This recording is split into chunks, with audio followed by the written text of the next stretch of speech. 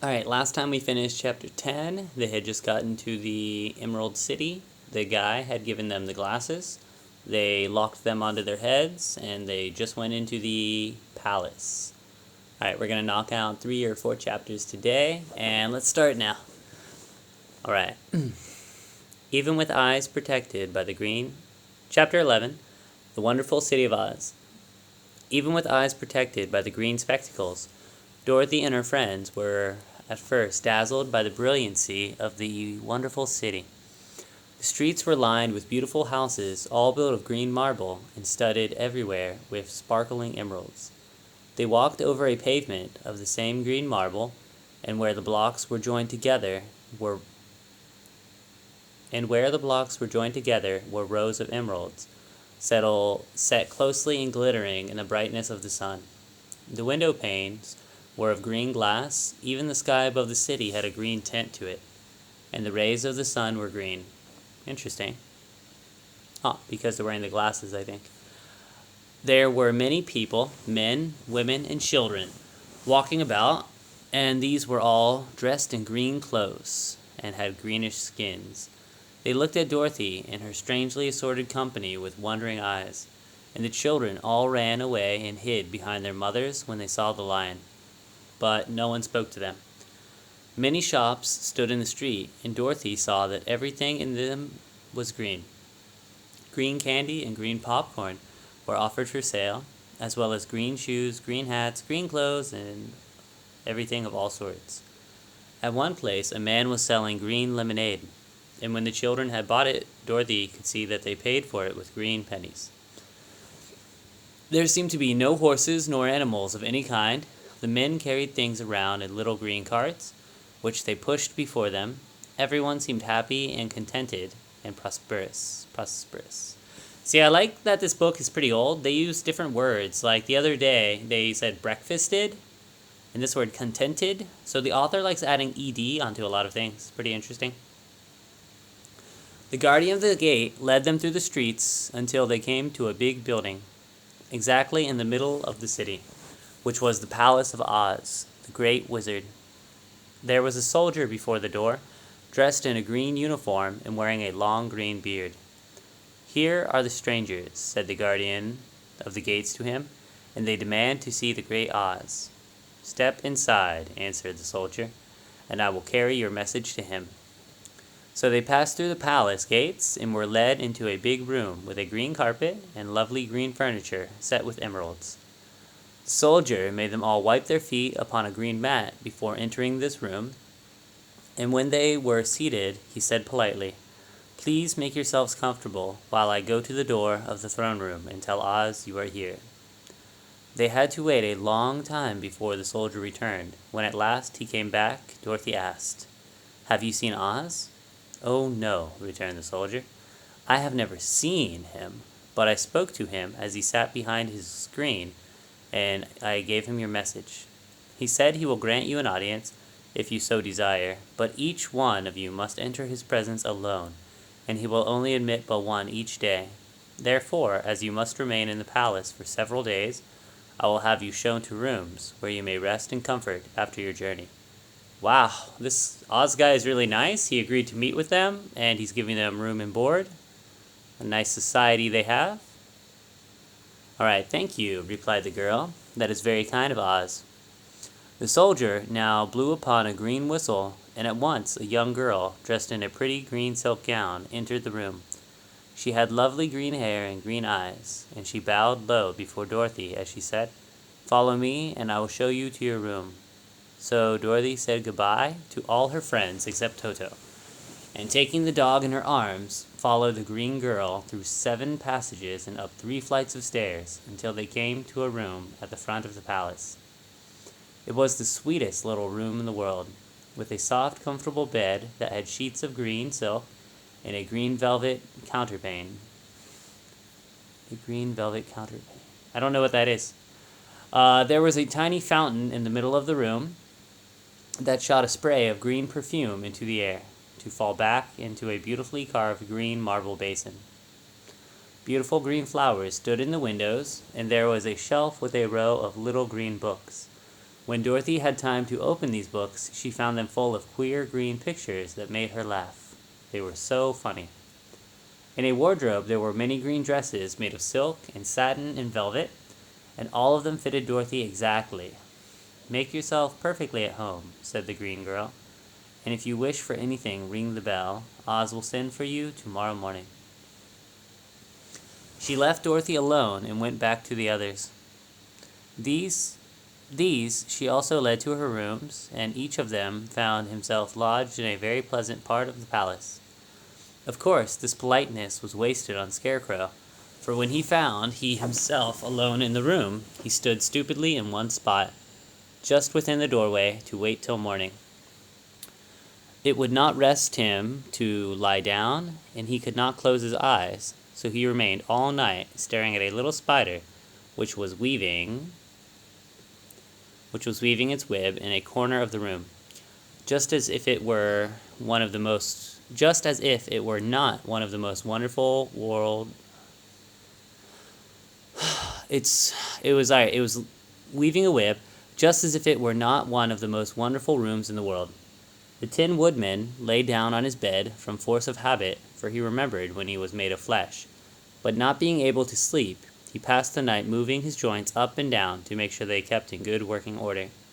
The Lion would have preferred a bed of dried leaves in the forest, and did not like being shut up in a room, but he had too much sense to let this worry him. So he sprang upon the bed and rolled himself up like a cat and purred himself to sleep.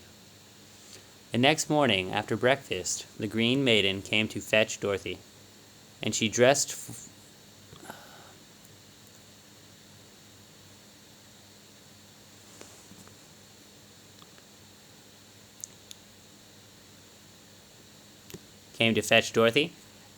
her in one of the prettiest gowns, made of green brocaded satin. Dorothy put on a green silk apron and tied a green ribbon around Toto's neck, and they started for the throne room of the Great Oz. First, they came to a great hall in which many ladies and gentlemen of the court, all dressed in rich costumes. These people had nothing to do but talk to each other, but they always came to wait outside the throne room every morning, although they were never permitted to see Oz. As Dorothy entered, they looked at her curiously, and one of them whispered, "Are you really going to look upon the face of Oz the Terrible?" "Of course," answered the girl, "if he will see me." "Oh, he will see you," said the soldier who had taken her message to the wizard, "although he does not like to have people ask to see him. Indeed, at first he was angry and said I should send you back where you came from. Then he asked me what you looked like, and when I mentioned your silver shoes, he was very much interested. At last I told him about the mark upon your forehead, and he decided he would permit you to his presence." Remember, the witch had given her a kiss on the forehead, meaning like a mark of trust or good luck. Just then a bell rang, and the green girl said to Dorothy, "This is your signal. You must go into the throne room alone." She opened a little door, and Dorothy walked boldly through and found herself in a wonderful place. It was a big round room with a high arched roof, and the walls and ceilings and floor were covered with large emeralds set closely together. In the center of the roof was a great light as bright as the sun, which made the emeralds sparkle in a wonderful manner. But what interested Dorothy most was the big green throne of green marble that stood in the middle of the room. It was shaped like a chair and sparkled with gems, as did everything else. In the center of the chair was an enormous head without a body to support it or any arms or legs whatsoever. There was no hair upon its head, but it had eyes and a nose and a mouth, and was much bigger than the head of the biggest giant. As Dorothy gazed upon this in wonder and fear, the eyes turned slowly and looked at her sharply and steadily. Then the mouth moved, and Dorothy heard a voice say, "I am Oz, the great and terrible. Who are you, and why do you seek me?" It was not such an awful voice as she had expected to come from the big head, so she took courage and answered, "I am Dorothy, the small and meek. I have come to you for help. The eyes looked at her thoughtfully for a full minute. Then said the voice, "Where did you get these silver shoes?" "I got them from the Wicked Witch of the East, when my house fell on her and killed her," she replied. "Where did you get the mark upon your forehead?" continued the voice. "That is where the Good Witch of the North kissed me when she bade me goodbye and sent me to you," said the girl. Again the eyes looked sharply at her and saw she was telling the truth. Then Oz asked, "What do you wish me to do?" "Send me back to Kansas, where my Aunt Em and Uncle Henry are," she answered earnestly. "I don't like your country, although it is so beautiful, and I am sure Aunt Em will be dreadfully worried over my being gone for so long." The eyes winked 3 times, and then they turned up to the ceiling and down to the floor and rolled around so queerly that they seemed to see every part of the room, and at last they looked at Dorothy again. "Why should I do this for you?" asked Oz. "Because you are strong and I am weak, because you are a great wizard and I am only a little girl." "But you were strong enough to kill the Wicked Witch of the East," said Oz. "That just happened," returned Dorothy simply. "I could not help it." "Well," said the head, "I will give you my answer. You have no right to expect me to send you back to Kansas unless you do something for me in return. In this country, everyone must pay for everything he gets. If you wish me to use my magic power to send you home again, you must do something for me first. Help me, and I will help you." "What must I do?" asked the girl. "Kill the Wicked Witch of the West," answered Oz. "But I cannot!" exclaimed Dorothy, greatly surprised. "You killed the Witch of the East, and you wear the silver shoes, which wear a powerful charm. There is now but one Wicked Witch left in all this land, and when you can tell me she is dead, I will send you back to Kansas, but not before." Alright, another big departure from the book. Now she's literally an assassin. The little girl began to weep. She was so much disappointed, and the eyes winked again and looked upon her anxiously, as if the great Oz felt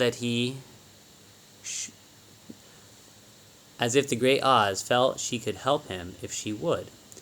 "I never killed anything willingly," she sobbed. "Even if I wanted to, how will I kill the Wicked Witch?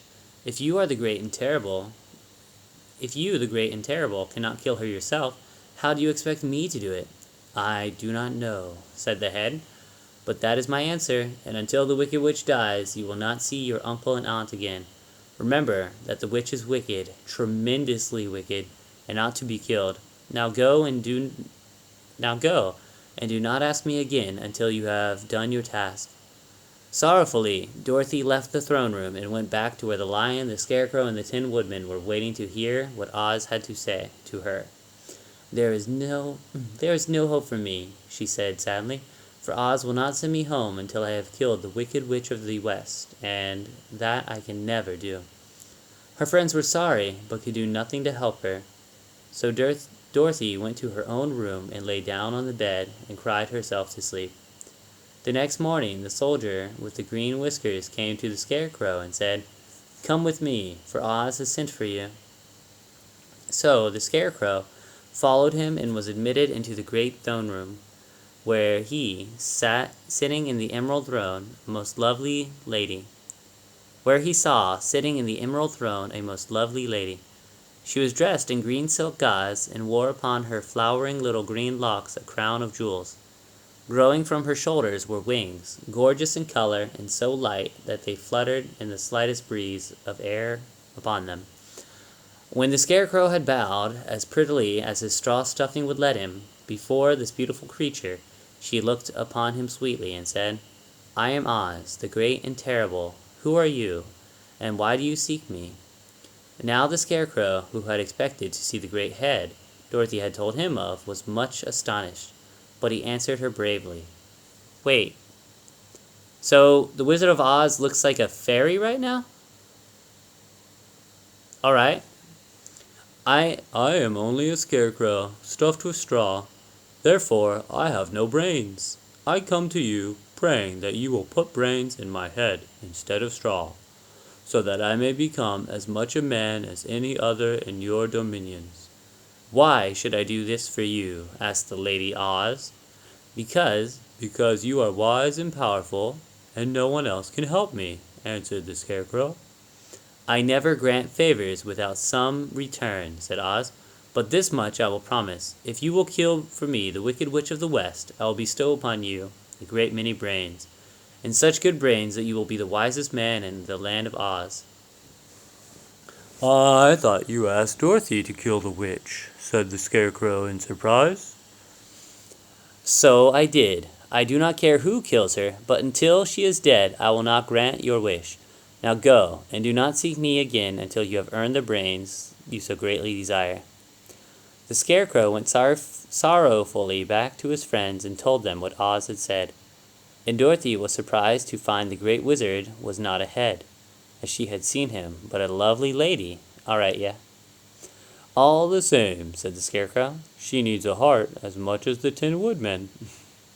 On the next morning the soldier with the green whiskers came to the Tin Woodman and said, "Oz has sent for you. Follow me." So the Tin Woodman followed him and came to the great throne room. He did not know whether he could find Oz, a lovely lady, or a head, but he hoped it would be the lovely lady. "For," he said to himself, "if it is the head, I am sure I will not be given a heart, since a head has no heart of its own, and therefore cannot feel for me. But if it is the lovely lady, I shall beg hard for a heart, for all ladies are themselves said to be kindly-hearted." But when the Woodman entered the great throne room, he saw neither the head nor the lady, for Oz had taken the shape of the most terrible beast. It was nearly as big as an elephant, and the green throne room seemed hardly strong enough to hold its weight. The beast had a head like that of a rhinoceros, only there were 5 eyes in its face, there were 5 long arms growing out of its body, and it had 5 long slim legs. Thick, woolly hair covered every part of it, and a more dreadful-looking monster could not have been imagined.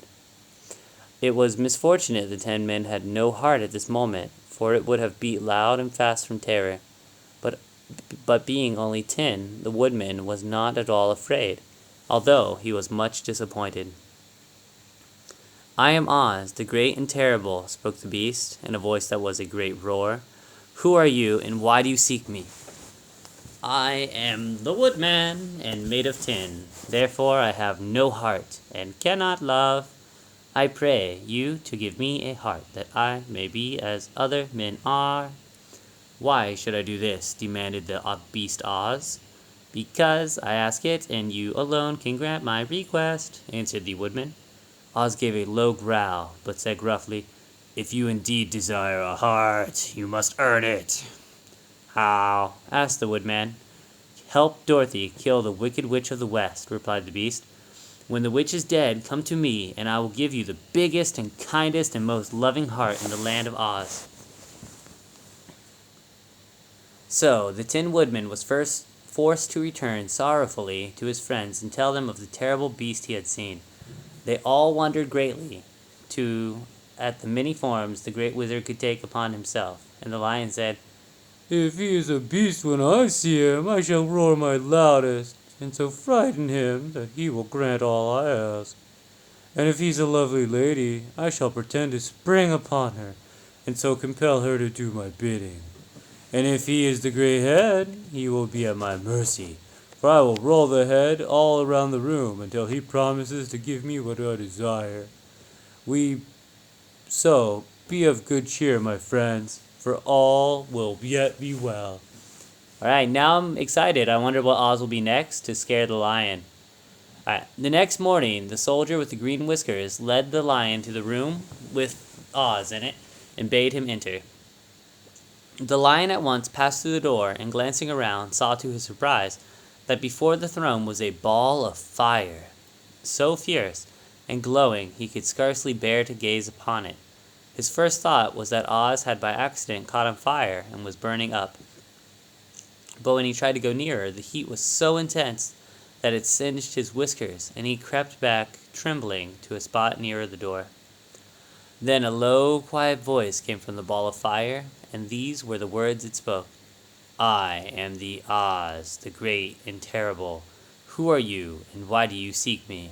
And the lion answered, I am a cowardly lion, afraid of everything.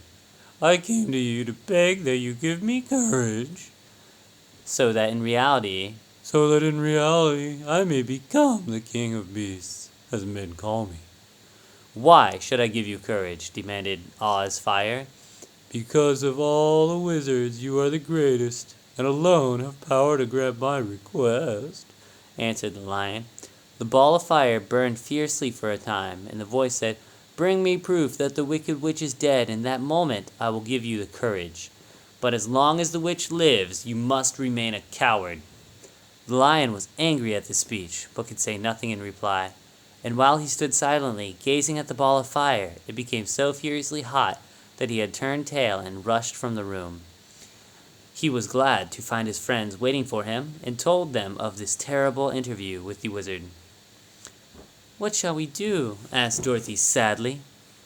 There is only one thing we can do, returned the lion, and that is to go to the land of the Winkies, seek out the wicked witch, and destroy her. But suppose we cannot, said the girl.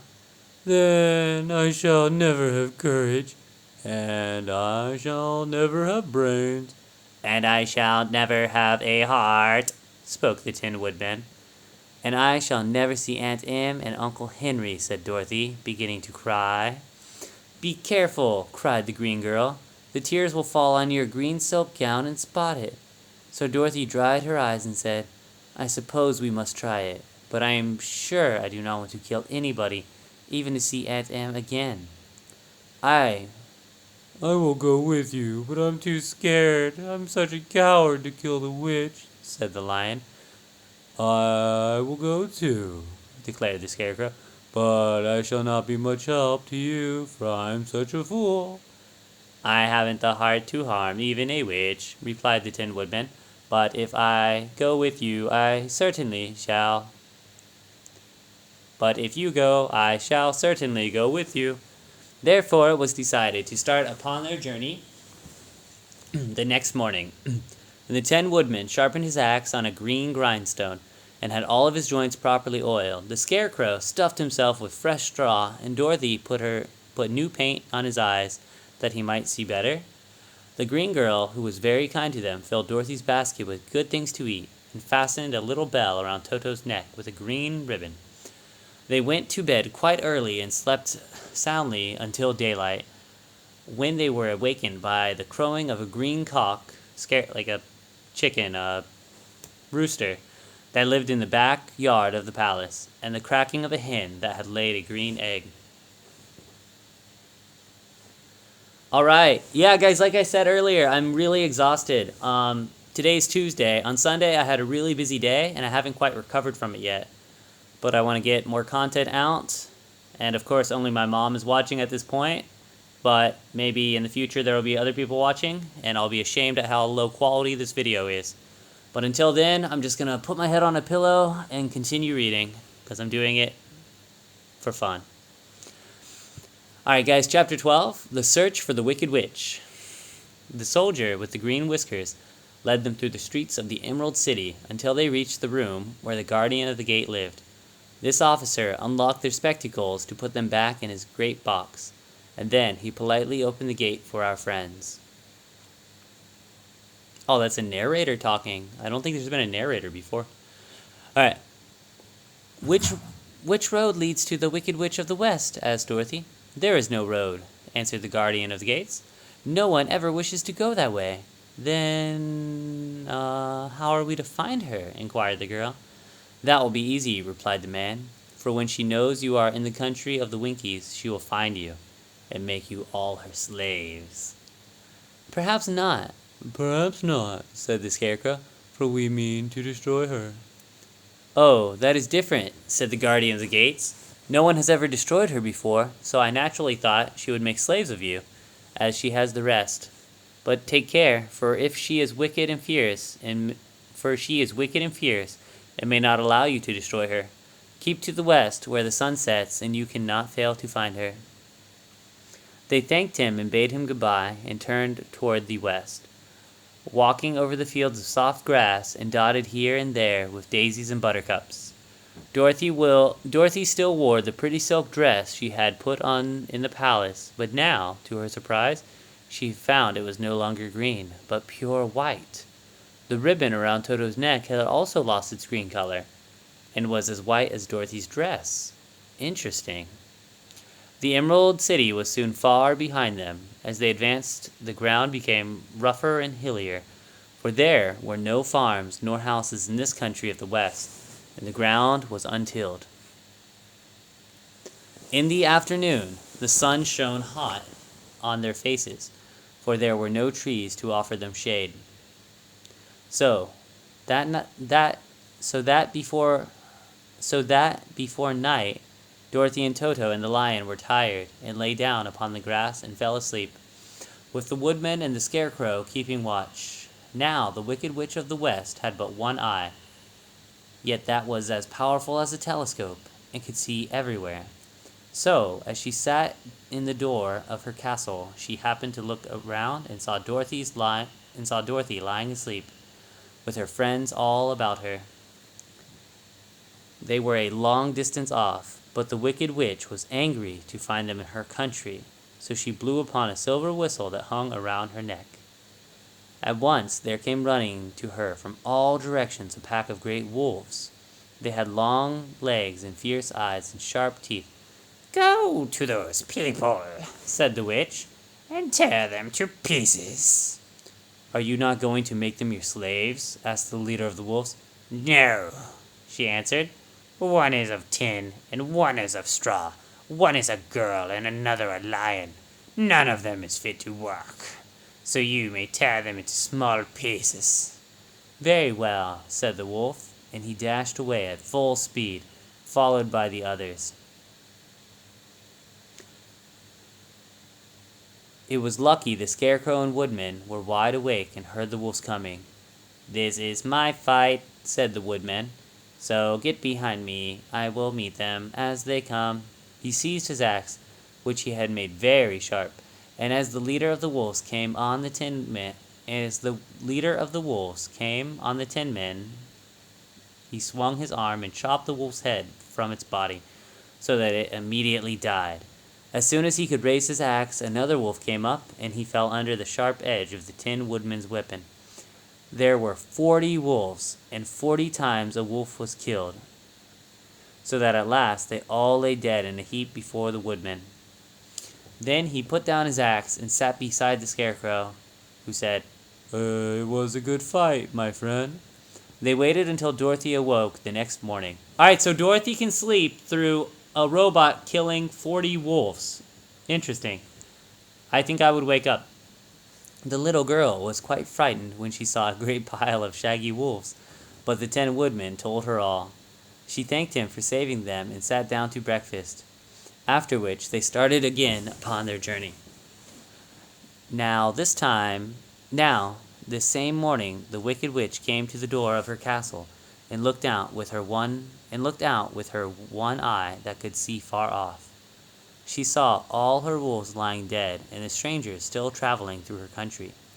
This made her angrier than before, and she blew her silver whistle twice. Straightway a great flock of wild crows came flying toward her, enough to darken the sky. And the Wicked Witch said to the King Crow, "Fly at once to the strangers. Peck out their eyes and tear them to pieces." The wild crows flew in one great flock towards Dorothy and her companions. When the little girl saw them coming, she was afraid. But the Scarecrow said, This is my battle, so lie down beside me and you will not be harmed." So they all lay upon the ground except the Scarecrow, and he stood up and stretched his arms, and when the crows saw him they were frightened, as these birds always are by scarecrows, and did not dare to come any nearer. But the King Crow said, "It is only a stuffed man. I will peck his eyes out." The King Crow flew at the Scarecrow, who caught it by the head and twisted its neck until it died. And then another crow flew at him, and the Scarecrow twisted its neck also. There were 40 crows, and 40 times the Scarecrow twisted a neck, until at last all were lying dead beside him. Then he called to his companion to rise, and again they went upon their journey. Again, very different from the book. Wow. I mean, cutting a wolf is like, deadly, but twisting something's neck in your hands, that is just visceral, intense story writing. Alright, when the Wicked Witch looked down again and saw all her crows lying in a heap, she got into a terrible rage and blew her whistle 3 times. Forthwith, there was a herd of great buzzing in the air, and a swarm of black bees flying towards her. Go to the strangers and sting them to death, commanded the witch, and the bees turned and flew rapidly until they came to where Dorothy and her friends were walking. But the woodman had seen them coming, and the scarecrow had decided what to do. Take out my straw and scatter it over the little girl and the dog and the lion, he said to the woodman. And bees cannot sting them. This the woodman did, and as Dorothy lay close behind the lion and held Toto in her arms, the straw covered them entirely.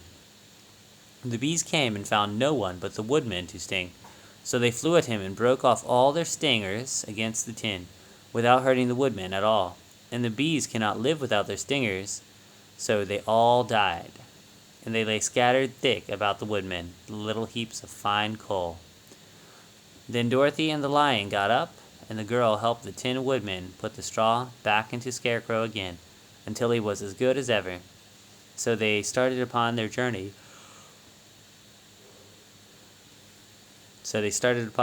Once more.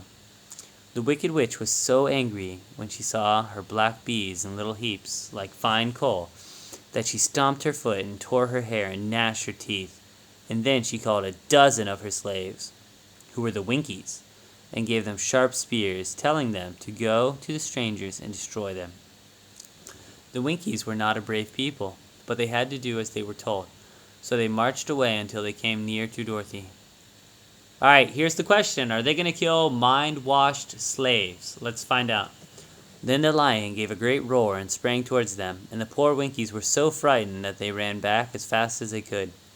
When they returned to the castle, the Wicked Witch beat them well with a strap and sent them back to their work, after which she sat down to think what she should do next.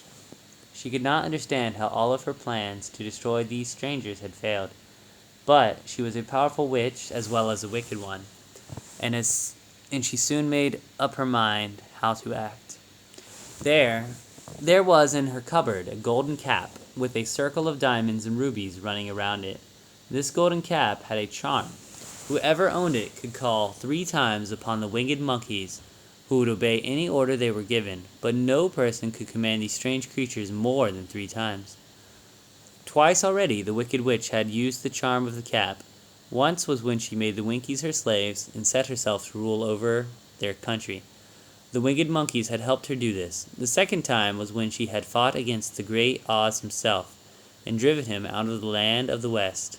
Oh, wow, she's stronger than Oz. The winged monkeys had also helped her in doing this. Only once more could she use this golden cap, for which reason she did not like to do so until all of her other powers were exhausted. But now that her fierce wolves and her wild crows and her stinging bees were gone, and her slaves had been scared away by the cowardly lion, she saw that there was only one chance left to destroy Dorothy and her friends. So the Wicked Witch took the golden cap from her cupboard and placed it upon her head. Then she stood upon her left foot and said slowly, "Eppa, Peppa, Kaka." Next, she stood upon her right foot and said, "Hilo, holo, hello." After this, she stood upon both feet and cried in a loud voice, "Zizza, zizu, zik." Now the charm began to work. The sky was darkened, and a low rumbling sound was heard in the air. There was a rushing of many wings, a great chattering and laughing, and the sun came out of the dark sky to show the Wicked Witch surrounded by a crowd of monkeys, each with a pair of immense and powerful wings on their shoulders. One, much bigger than the others, seemed to be their leader. He flew close to the witch and said, "You have called us for the 3rd time and last time. What do you command?" Go to the strangers who are within my land, and destroy them all except the lion, said the Wicked Witch. Bring that beast back to me, for I have a mind to harness him like a horse and make him work." "Your commands shall be obeyed," said the monkey leader. Then, with a great deal of chattering and noise, the winged monkeys flew away to the place where Dorothy and her friends were walking. Some of the monkeys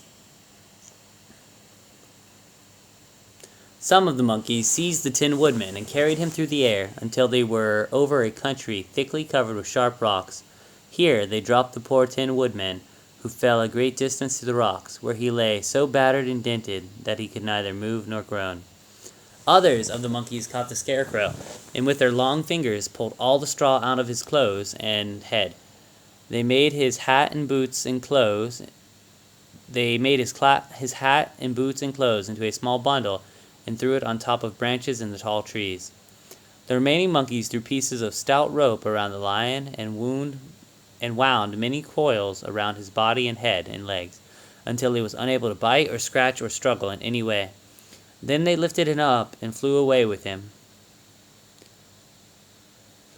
to the witch's castle, where he was placed in a small yard with a high iron fence around it, so that he could not escape. But Dorothy they did not harm at all. She stood with Toto in her arms.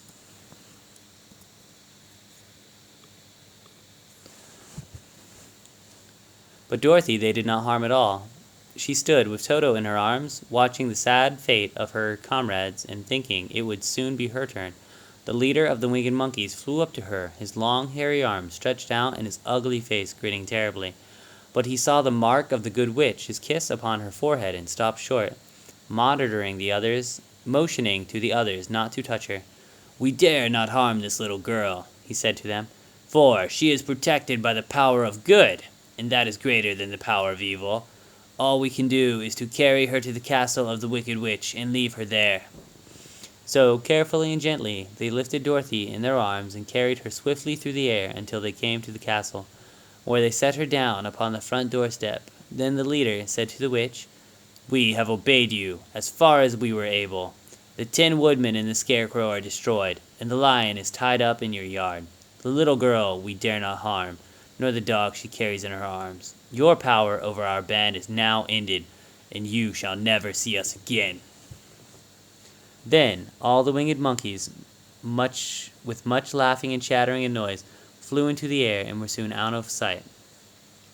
The Wicked Witch was both surprised and worried when she saw the mark on Dorothy's forehead, for she knew well that neither the winged monkeys nor she herself dare hurt the girl in any way.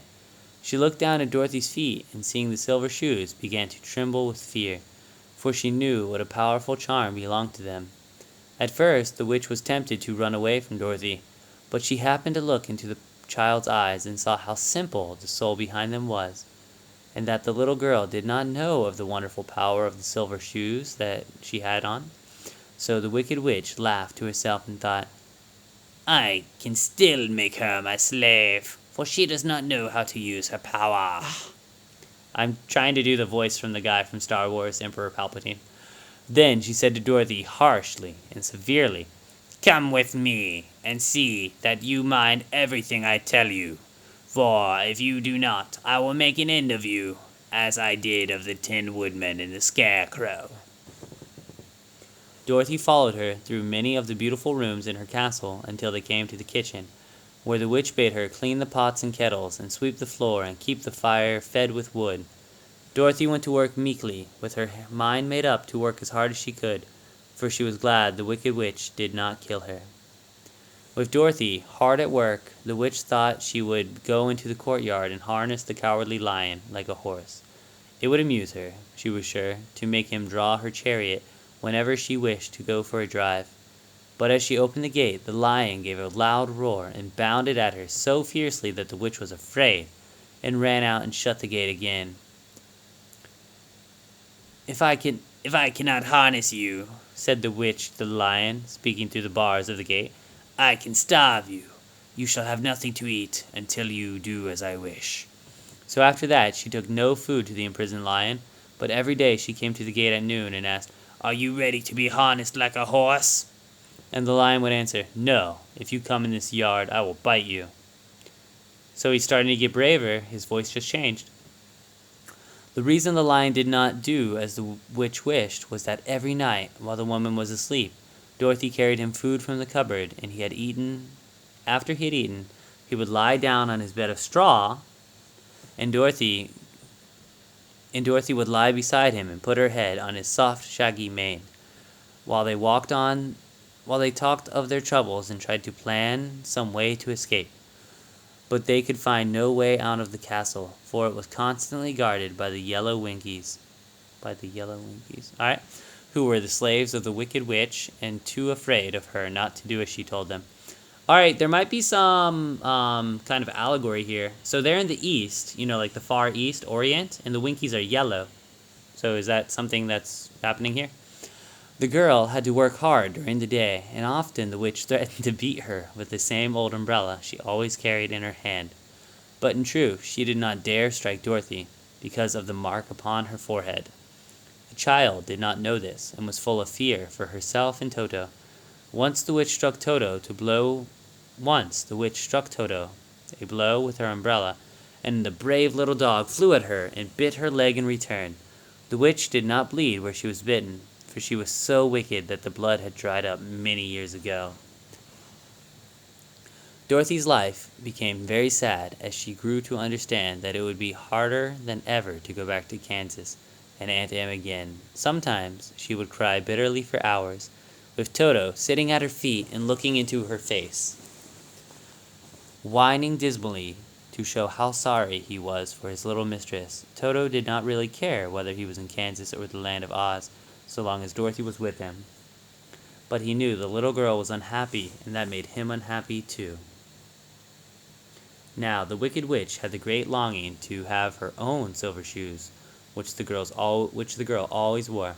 Her bees and her crows and her wools were lying in heaps and drying up, and she had used all the power of the golden cap. But if she could only get hold of the silver shoes, they would give her more power than all the other things she had lost. She watched Dorothy carefully to see if she ever took off her shoes, thinking she might steal them. But the child was so proud of her pretty shoes that she never took them off, except at night when she took her bath. The witch was too much afraid of the dark. The witch was too much afraid of the dark to dare go in Dorothy's room at night to take the shoes, and her dread of water was greater than her fear of the dark. So she never came near when Dorothy was bathing. Alright, makes sense. Indeed, the old witch never touched water, nor ever let a drop of water touch her in any way. But the wicked creature was very cunning, and she finally thought of a trick that would give her what she had wanted. She placed a bar of iron in the middle of the kitchen floor, and then, by her magic arts, made the iron invisible to human eyes, so that when Dorothy walked across the floor, she stumbled over the bar, not being able to see it, and fell at full length. She was not much hurt, but in her fall one of the silver shoes came off, and before she could reach it, the witch had snatched it away and put it on her own skinny foot. The wicked woman was greatly pleased with the success of her trick, for as long as she had one of the shoes, she owned half the power of their charm, and Dorothy could not use the other against her, even had she known how to do so. The little girl, seeing she had lost one of her pretty shoes, grew angry and said to the witch, "Give me back my shoe!" I will not, retorted the witch, for it is now my shoe and not yours. "You are a wicked creature," said Dorothy. "You have no right to take a shoe from me." "I shall keep it just the same," said the witch, laughing at her. "and someday I shall have the other one from you too." This made Dorothy so very angry that she picked up the bucket of water and stood near and dashed it over the witch, wetting her from head to toe. Instantly, the wicked woman gave a loud cry of fear, and then, as Dorothy looked at her in wonder, the witch began to shrink and fall away. "See what you have done!" she screamed. "In a minute I shall melt away." "I'm very sorry indeed," said Dorothy, who was truly frightened to see the witch was actually melting away like brown sugar before her very eyes. "Didn't you know that water would be the end of me?" asked the witch in a wailing, despairing voice. "Of course not," answered Dorothy. "How should I?" "Well, in a few minutes I shall be all melted, and you will have a castle to yourself. I have been wicked in my day, but I never thought a little girl like you would ever be able to melt me and end my wicked deeds. Look, Out. Here I go. Alright, that was dramatic. With these words, the witch fell down in a brown, melted, shapeless mass and began to spread over the clean boards of the kitchen floor. Seeing that she had really melted away to nothing, Dorothy drew another bucket of water and threw it over the mess. God, she's just like peeing on her proverbial grave. Then swept it all out the door after picking out the silver shoe, which was all that was left of the old woman. She cleaned and dried it with a cloth and put it on her foot again. Then, being at last free to do as she chose, she ran out to the courtyard to tell the lion that the Wicked Witch of the West had come to an end, and that they were no longer prisoners in a strange land. Alright guys, I'm going to have to cut it at only those 2 chapters. I think they were really long for some reason. Either that or I'm just extremely tired. But yeah, those 2 chapters. Let's see. They talked to the wizard day by day. He would only see them one per day. He basically told them all the same thing. Kill the witch and I'll do what you want. They went to the East Kingdom and they encountered resistance. The 10 woodmen cut off 40 wolf heads, which is pretty epic, pretty cool. And then they had the bees, which died upon stinging him. And the scarecrow twisted like 40 bird necks, which is pretty cool. The monkeys, who can only come 3 times, did the bidding of the witch. They pretty much destroyed the scarecrow and destroyed the woodmen. They captured the lion. They brought Dorothy gently, peacefully back to the castle. And then she was made a slave. The witch tripped her on some invisible silver. This is just such a weird old book. Like, everything is just so corny and strange. Like, she made a piece of silver invisible and then tripped her on the silver. It's like, it's kind of strange. But anyways, I think there's still like 10 chapters left, so I really don't know how this book is going to go. They killed the witch already, and I really don't know. Anyways, if you're still listening, you are 100% my mother, and love you, Mom. Alright, let's end it here.